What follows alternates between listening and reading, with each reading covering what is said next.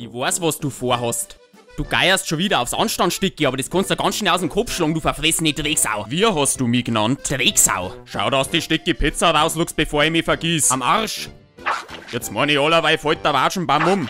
Gib die Pizza jetzt her. Kauf da selber eine, du Pfennigfuchser. Jetzt komm schon, ich bin unterzuckert. Erzähl das deiner Wampen. Das ist immer das Gleiche mit dir. Mich wundert's, dass die noch nichts wissen hat, weil du den Krang nicht folgen kannst. Du gibst mir jetzt die Pizza oder saufst Bier ab sofort aus der Schnabeltasse. Um Gottes Willen, Gerd, weißt du, wer das ist? Das ist der Helmut Bach, der Borzentester. Wenn irgendwas nicht die Standards erfüllt, macht uns der Gipskopf im Handumdrehen die Bude dicht. Ah, Chef, scheiß dich nicht ein, da feit sie doch überhaupt nix. Wir haben doch die urigste Borzen in ganz Obersiersbach und drüber hinaus. Ja, du hast da bloß einen Kopf, damit's da nicht in den Hals reinringt.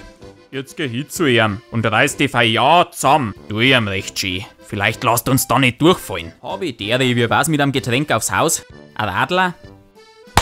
Wir sind verloren. Es hilft leider nichts, ich muss einen gesamten Bestand auf Qualität überprüfen. Alles klar, wird auf der Stelle in Auftrag gegeben, ist gar kein Problem. Der möchte sich quer durch die Speiskarten fressen. Dann fangen wir mal mit einem klassischen Brotzeit-Bredel an. Das hat noch am jeden geschmeckt, da kann man nie was falsch machen. Einmal saure Lingerl mit Semiknädel. Dampfnudeln mit Vanillesauce, frisch aus der Rehren. Ausgemachter Oberster. Saftiger Schweinsbraten. Büschel noch ist warm. Unser Knächelsalz ist legendär. Ich werd zwar später mein Gürtel um ein Loch erweitern müssen, aber jetzt werd erstmal angegriffen. Hey du alte Drecklos, wie sie das anhört, musst du ja richtig gut geschmeckt haben.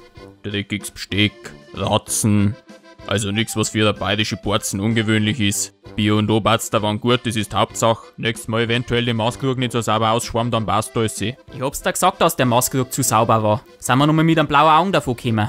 Gerd, du alter Haudegen, darauf stoßen wir an.